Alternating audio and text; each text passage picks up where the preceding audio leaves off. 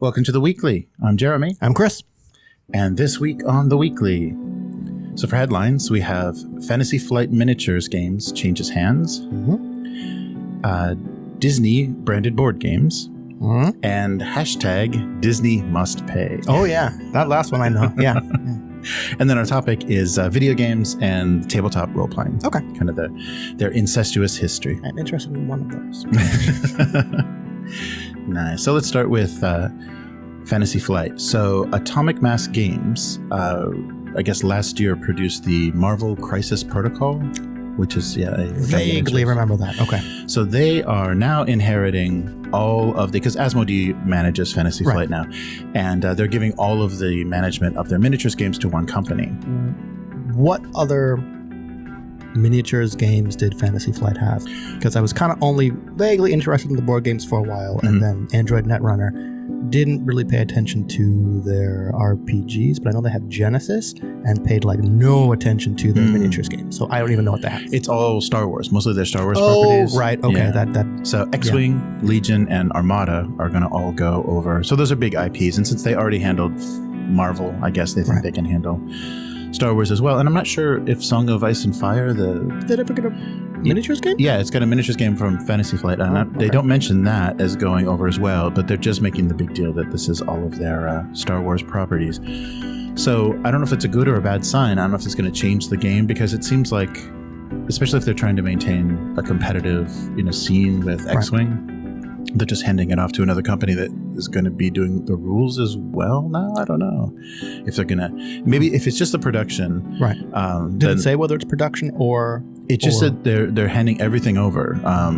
So... That kind of sounds like everything, since they said everything. Right. So I know X-Wing is up to like a second edition. Played a fair amount of the first edition. Forgot that would have been considered a war game or a miniatures game. But Armada and I guess whatever the skirmish things, Legion. Yeah, so they've got that going on. So we'll see what happens. But they're very enthusiastic. I don't know anything about the Atomic Mass, but they say it's full of veterans. So hopefully that means good. Yeah, no, people that just left other companies because they or just people who are old.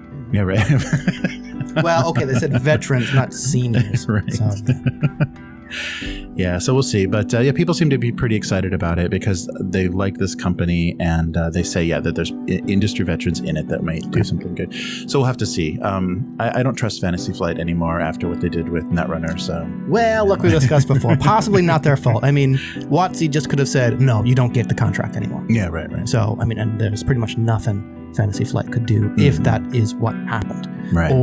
But it's too many of their living card games just did it just suddenly. Yeah. Well, is that fair enough? But is that them, or is that just like the living card game format? It might be. It might be that business model. It's just like it needs to have an end, and they don't want it. They don't want it to end because they need to kind of like finish it up and make a complete game instead of continually adding mechanics. So you can't really follow that Magic the Gathering kind of idea where you just keep evolving and keep doing mechanics in a living card game, because eventually you'll lose the license, or you start to lose your player base to other competitive games, and then it just sputters. Yeah. Or if you do follow that Magic format, can you call it a living card game anymore? No, you can't. You've now moved on to collectible card game. Yeah, right. So yeah, it's a weird and I never. Yeah, we did a while back, a few years ago, about the kind of the living card game format, and that was before the death of Netrunner, and it did seem like, wow, this is not sustainable, because you can't keep introducing. You have to basically have one living card game, because if you compete with yourself with a Game of Thrones and then a Call of Cthulhu or whatever. Do you think so? And not to retread old ground, but I don't think I was on that one. But I think if the IPs, because it's plural, and the mechanics were different enough, you might be able to sustain like 2 or 3. Because like Game of Thrones, Legend of the Five Rings, possibly they had for a little bit.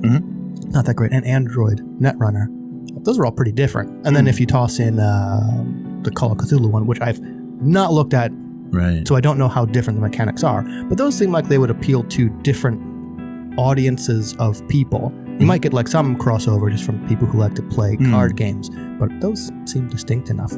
Yeah, but I think for competitive play, which is I think their bread and butter that regularly sells the cards, people don't care about the IP as much as the game. That's fair. Yeah, they learn the game. So yeah, I don't know. It's a weird thing, and they're obviously proving that it's not very sustainable. Yeah, no, good point. Because not that I was ever like tournament level Magic, but like prior to coming to Japan, I was heavily involved in like the tournament scene. Magic, at least local level, could not care less what was on the card other than the mechanics. Right. Like story did not matter. What does the card do? Yes. That's all I care about.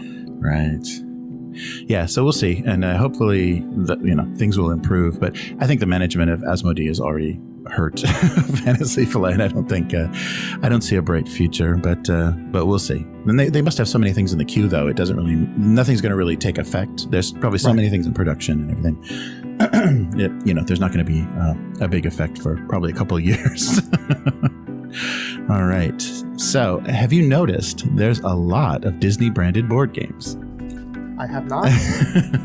Possibly because I have subconsciously at least been staying away from them. And I'm not talking about like Candyland or Monopoly. I mean, there are. I'm sure there are. Okay. Yeah. I'm sure there's a Disney version of every kid's game. Yeah, fair. Yeah. There is a very strange list of Disney branded games. So they have a Codenames version, a Disney themed Codenames version, a Infinity Gauntlet love letter game, which I don't know. Sorry, you send a love letter to Thanos. I'm not sure exactly what you're doing. Okay. Then the Splendor version, Marvel version of Splendor. So what are you mining? That's the gem mining game. Yeah, it's Infinity Stones. To stop Thanos, you're mining Infinity Stones. As a gem merchant, I have no idea. Or at least there was a tenuous connection there, but okay. Right.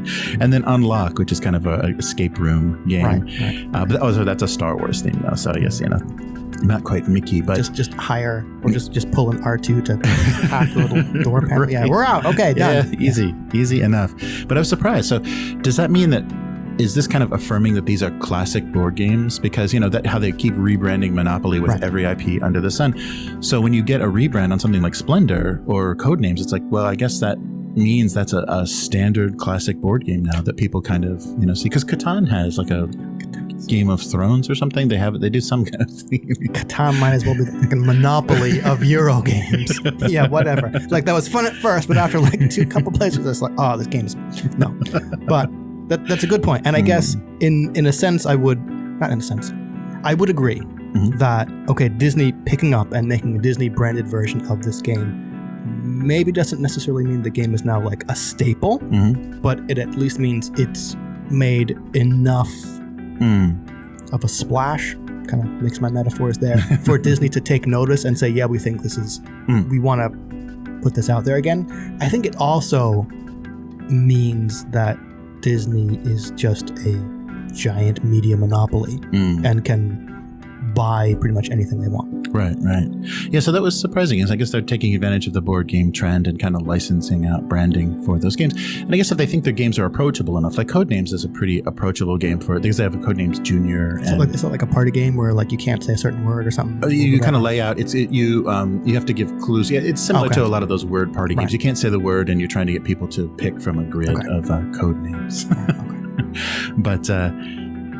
So it's interesting to see that because a lot of these games were really adopted by the kind of board game craze, and now they're going to start getting rebranded. So we may see all kinds of strange, Harry Potter and Alien, whatever. Oh yeah, no, it couldn't be Harry Potter because Disney doesn't own that, does it? No. But it could be Alien. Yeah, that's right. It can be Alien. Codenames, Alien Love Letter, Alien Splendor. Nice. Yeah, that makes sense. Yeah.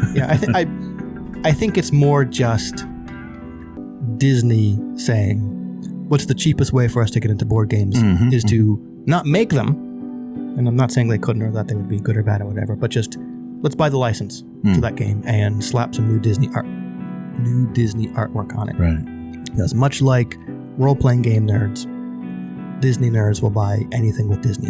Yeah, they'll collect anything.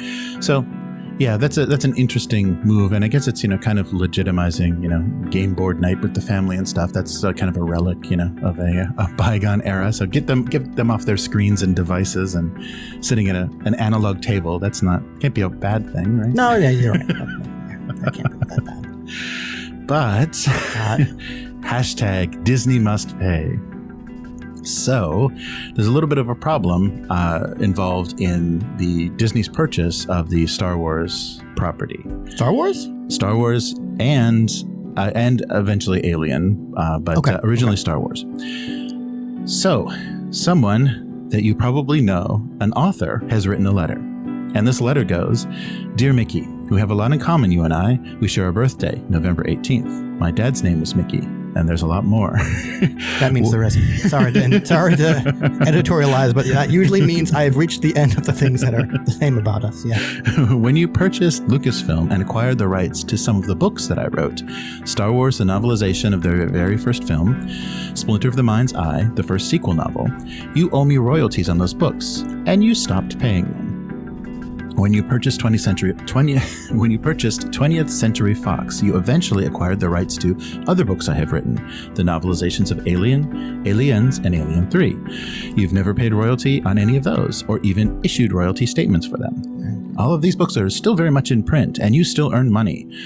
So when one company buys another, they acquire the liabilities as well as the assets, and you are certainly reaping the benefits of these assets. I'd very much like my minuscule, although not small to me, share.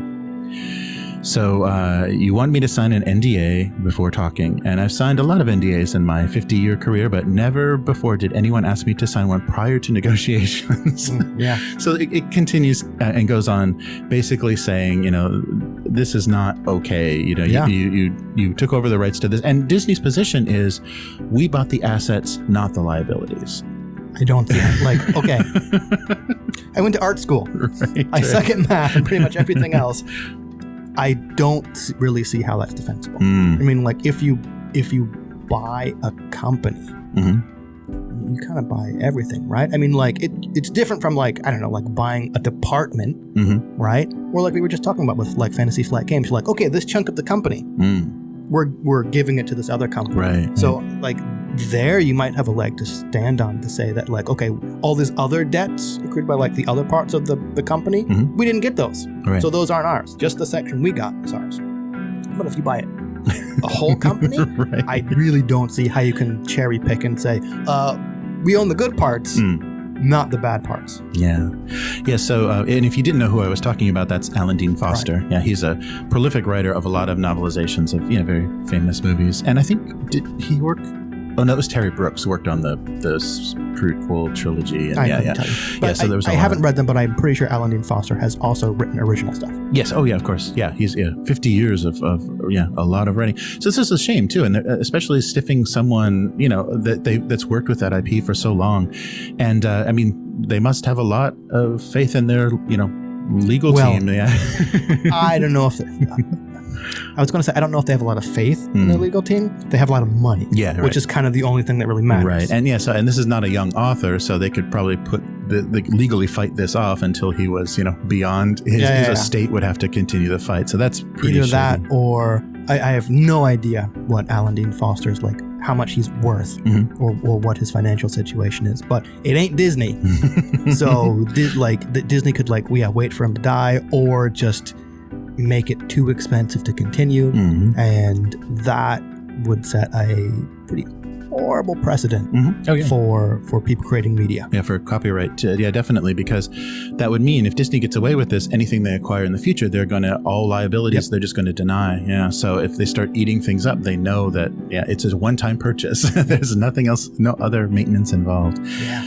So it was pretty disappointing, and so it was funny. Is it out of character? Not really. No, Disney does. I mean, that's it's so funny that they're kind of public image, and they're a cartoon mouse, but they're the happiest place on earth and all of that, and then what they do behind the scenes, like the skirmishes they've had with the LA Times and how they defend their reputation and what they've done to Anaheim, the original Disneyland is not doing great things for the city of Anaheim. Not to mention copyrights. Yeah, right. And so then when you talk to people that have done work for them and then have not been compensated. Really kind of back to Netrunner. When we started playing Netrunner, the media corporation, NBN, I'm like, these people don't sound so bad. Then I'm figuring out oh man, Disney's a real bunch of assholes, aren't they? Oh, I totally get how owning all the information on everybody ever and making all this entertainment, you're probably the worst corp in this setting, and you're just Disney with the serial numbers filed off and a yellow coat of paint.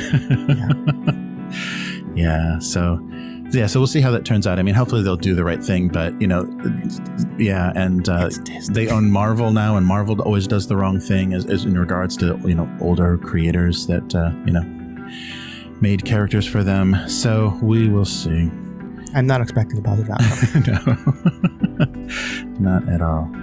So for our topic this week, I wanted to talk a little bit about, and I think this is interesting. There's a lot of kind of mixed, a lot of mixed issues and a lot of sharing. So like I called it incestuous. I think the development of both tabletop and Tell us PC how you really feel. and PC they've shared a lot of things and kind of influenced each other in positive and negative ways. And there's some things that, you can do better on the tabletop than you can do on a computer. Right. And we're kind of seeing that. So just a kind of a real quick history, and this is skipping a lot of stuff, but if you're going to talk about like the original PC RPGs, you'd have to talk about the multi-user dungeons, the text-based kind of MUDs. Yeah.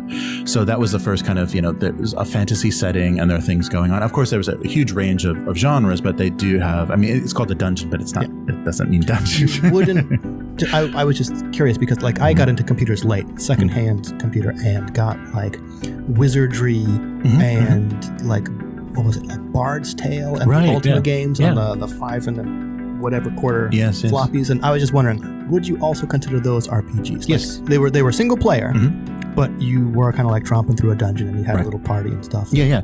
So those are definitely the earliest. Wizardry, Ultima, everything were the earliest, and they evolved some of those things. Or they took some of those things from the tabletop that we like now recognize as just kind of standard, whether it's a PC RPG or it's a tabletop. And so so you just basically named kind of the early predecessors, and I think it really things didn't really come together, and there's you can argue this every which way, but I think things didn't really come together as far as recreating D&D accurately on the tabletop until Baldur's Gate. Okay. Yeah, so I think the first Baldur's Gate, because I was basically using the exact mechanics, and for better or worse, because now they're up to Baldur's Gate 3 just came out, and so people that are not connected, some maybe didn't play the original or know the title or only played kind of modern D&D.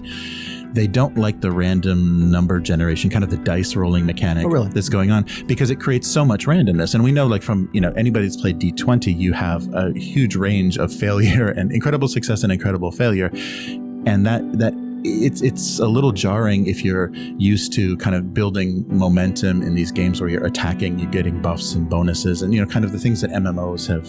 So I was kind of wondering, do you think it's then people who are coming from MMOs where maybe they know kind of, and I'm not a video gamer, but if you're coming from MMOs, you probably have a decent idea of your character's capabilities, right? Because that's kind of what you're supposed to do. The focus, I think, is more on ability rather than actually role playing, right? For at least for an MMO. Yeah, so if people are coming from MMOs and then going to something like Baldur's Gate, and for lack of a better term, they roll a 1, or the computer rolls a 1 for them, right? And I hadn't really heard that. But then again, I'm not in video game circles, so people are getting kind of upset or jarring or taking time to adjust to that kind of different mechanic. The character just failing something, because it's turn-based combat, and so you just have turns where your whole party just botches and just like, okay, how is this supposed to work? Like what story are we telling here?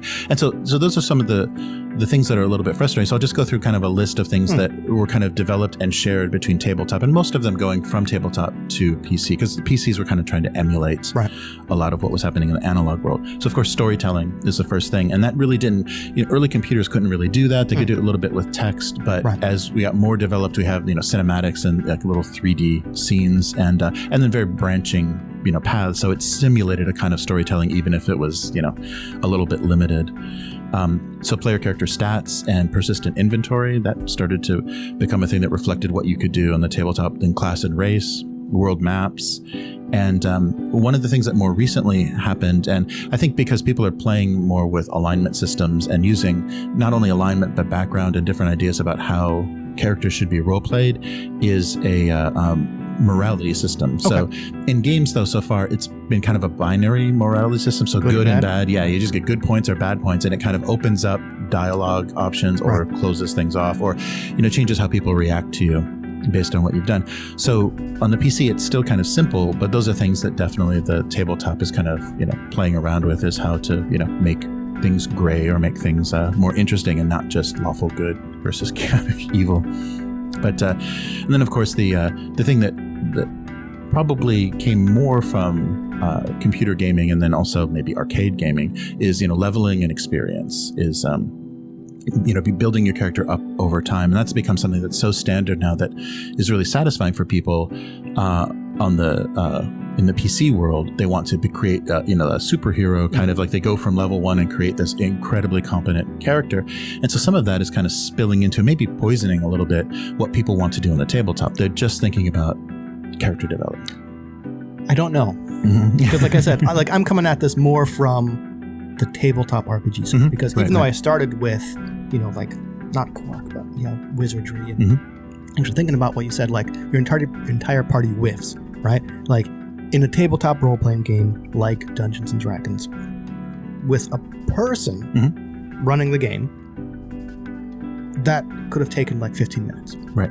And I understand why that would be very unsatisfying. And that's not meant to be a dunk on D&D, because other games do it as well, right? Any kind of turn-based game, if everybody misses and you have that binary pass-fail thing, it's going to be 15 minutes of an unsatisfying combat. In Wizardry, back in the day on the Commodore 64 in the darkened computer room, everybody misses, took like a minute, right? A minute tops. And then you saw the results of missing, which was losing a chunk of hit points and maybe having decided whether you're going to continue the fight or run from the dungeon, So if there was a way to do that kind of turn-based, losing whatever my vocabulary is, it would be a PC game. Right. Because you can calculate it so much faster. Oh, yeah. It does all the heavy lifting. Yeah. And I don't know, from being more on like the story side of tabletop RPGs, there is a distinct group of tabletop RPG players who want that class and leveling system, who kind of, even if it's not every session, who like that's what they care about, watching their character grow. So I don't think it's only PC game people or video game people who want to do that. No, I think that's true. I think like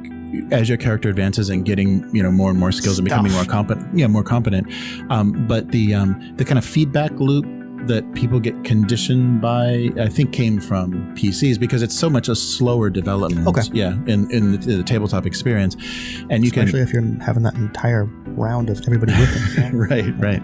Yeah, and I think a lot of that frustration with missing, with actually having you fail an attack, comes from action RPGs, because they have some of those similar systems, but you're attacking, 10 times a second. You're just swinging a sword again, and building up this energy and releasing these attacks. And when it's turn-based on the PC, it's a lot slower. And if you have a couple of rounds of everybody missing, you're like, what am I sitting here for? It does feel just because you're getting conditioned for the PC for it to be a faster experience. I think that's a much newer phenomena.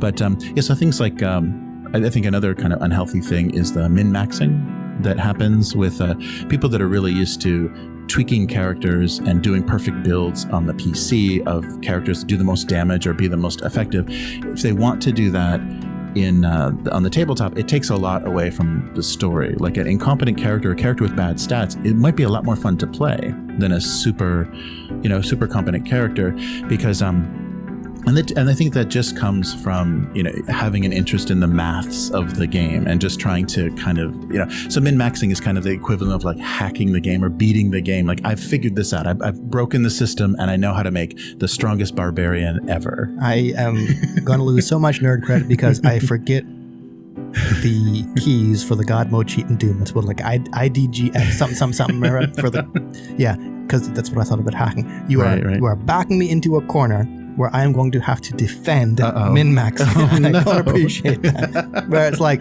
okay, like I don't enjoy it, but there are different ways to enjoy a role-playing game.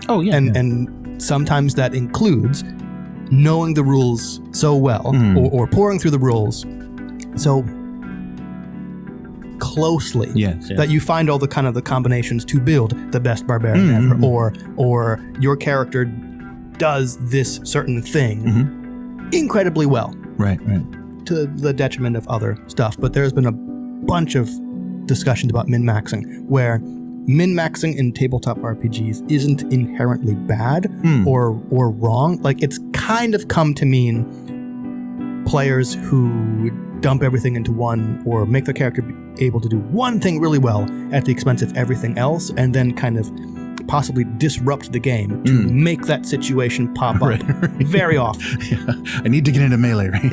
Yeah. But that's not what it has to be, right? Min-maxing just means I am putting everything in this area of the character and ignoring that area of the character. And I've seen some really good arguments about how, as long as you then kind of play that character and I guess kind of roll with the punches, right? Yeah. Like if you make that smashy barbarian who can't talk, but then don't automatically go to like fighting, but actually then kind of try to talk to right. That could be really fun. Oh yeah, definitely. And yeah, so I don't think min-maxing is inherently bad, but there's certainly less of a consequence in PC or video games. Yes, right. Because there's not going to be those other people at the table giving you, I guess for lack of a better term, negative feedback. Right. So, and in most cases, like a MMO, people will appreciate you being super powerful. They're so glad you're in the party. You saved us that battle. Yeah. If you have a whole table of people who are like that, I mean, that is what that table is supposed to be, right? No, I think that's a good point. I mean, and it does. So if every player is doing that, that's a very fun experience because they're getting what they want to out of the game. Those people. Right. And they're not having, we're not telling a story. We're not play acting. I'm not worried about the voice of my character. I'm just kicking ass with my amazing, amazing build of my character. But when it's mixed, and I think some people are trying to role play and play like how their character is built, and a lot of that was randomly generated and not ideal. And other players that are just like, no, I'm not going to talk because I'm bad at talking. I'm bad at talking. I'm punch only. Yeah. So some of that is, but I think that's a good point. I mean, there's all kinds of ways to appreciate stuff. So some of the more modern developments in tabletop I wanted to ask you about. So what do you think about things like dice rolling apps? Because as we're getting like more RPGs with specialized dice, not everyone's going to have them. And so you can download the app and then roll the funny dice and be able to interpret the chicken entrails. Right. And so you can do that. Do you think that's a good thing, or does it take away from actually being at a table with paper and pencils and... Hard to say, because I'm the person who likes being at a table with actual physical books and paper and pencil and interacting with other people, but that's not always possible. So I understand why dice apps exist, and it certainly is, in some situations, easier to just tap a couple buttons and have them roll those chicken bone dice, right? And sometimes even like interpret or at least tally up it'll give you the symbols or whatever for you. So that is accessibility, and not everyone has access to physical dice or is able to use physical dice. And so while I don't use them, I don't dislike them because I understand the need of why they would exist. Right. And so what about something like laptops at the table? Like, I've recently come around to that because if fellow players in our group are listening, Alan and John using laptops either to record notes during a session or while they were emceeing a session was kind of the first time I had seen people do that or experienced it. And it's just another way of taking notes. Right. Yeah, no, that's true. And as long as they're not like, checking their Twitter or whatever, during the session while they're waiting and getting... You don't need a laptop to do that. And getting distracted. I think that's good because you do have, when you have somebody kind of, scribing the whole session and being able to share it so instantly digitally, that's a huge benefit, especially if you have an irregular meeting schedule. Yeah, so you can remind yourself very easily. Oh, yeah. What has happened. Yeah, I think that's true. I mean, I think everybody on a laptop might be a little odd, but if someone is kind of, someone's, and I mean, it's useful too for like, especially how John, when John was running Monster Hearts, and he was basically everything we were saying, everything. Well, that's because he was writing a novel. Sorry, I was going to say that's because we were basically running the game ourselves. But that sounds like John didn't do anything, which was not the case. No. But that's like a very player-driven game where you can just kind of set a situation and then the players will have their characters interact. And I think we all had a really good handle on the system, and so we would kind of, it's a very Monster Hearts is a very player-facing game where a lot of the rules you need are kind of, and the results of those rules are kind of right there. And so a game like that, I think it is a lot easier for the MC or who's running the game to record what's happening or what's happening as the players are going through, as opposed to a more GM heavy game where a lot more relies on them to drive the story. Yeah, that was more a compliment to John's typing speed than, and I wrecked it. Sorry. No, just no, but I thought that was really great because that gave him between each sessions the ability to kind of like see what story we were telling and like, okay, this is what direction I'm going to go. Yeah. And it's not for all audiences. Yeah. No, it's not. Yeah. So and so I think just that expectation. So just like you have to talk about that in terms of anything, things that are going to be triggering for people or whatever. So player expectation, and especially now knowing that some players are going to come to the table only having PC RPG experience, right, and that's going to change what they want to get out of the game. So it's a good thing to keep in mind because games really do. PC games, especially more recently with cash shops where they're trying to get you to buy things. Microtransactions. right. It is more of a weird kind of Skinner box where you just like tap the button, get the goodies, and mobile is even worse. If you're doing anything on mobile. I'm half laughing because there's been talk in indie RPG Twitter, not seriously, about how to cash in on that microtransaction. Well, it's becoming so normalized now. I mean, I remember the beginning of that. It's like, what, you spend $1 to what? An XP boost for an hour? That's insane. But yeah, now mobile games like speed this process up, with X coins. We're going to make it excruciating, but if you'd like to give us $1.99. That's how you can do it. Like in D&D, hey, everyone kick in $1 and I'll end the round, right? That's right. We'll move on to the next round. Looks like your character's going to die unless... Yeah. Wow. Yeah. Yeah, you become the equivalent of the arcade game of the 80s. Yeah, pretty funny. Just pumping quarters. Man. Yeah, death check. That's a quarter. You can pass it. Right. I'm actually going to write that up now. You want to go all or nothing on that survival? All right. I'll probably have to go. Okay, cool. All right. But so I thought that was a kind of a fun topic to kick back and forth because the developments are very shared. And I think they've been, like if you look at 4th edition D&D, that was like really paying attention to how people are thinking differently. And apparently it didn't work. Right. They didn't know. But they didn't. Maybe none of them were actually players. They were just kind of translating. But so that is all for this week. So where can people find you? On Twitter, as always, where I am doing what now? I don't know, complaining about having a kid, and that's about it. Nice. Your question from a couple weeks ago got a few comments. The last time I was live streaming my cartoon, nice. They said, well, I don't know, but I'll have to come up with some more then. Drive interaction. Yeah. It was good starting out with a kinky little question. All right. Okay, so we'll be back next week. Thank you for watching. And if you'd like to find more of this podcast, please go to idleredhands.com. And we're also on YouTube. So subscribe and share this video if you like it. And I guess it's the first video. Yeah. So if you're actually seeing us, this is how this looks. Yeah. This is what lunchtime looks like after the food has been cleared away. Yeah. I haven't even eaten corporate drone here. Yeah. All right. All right. So see you next week. Later, mortals. Bye.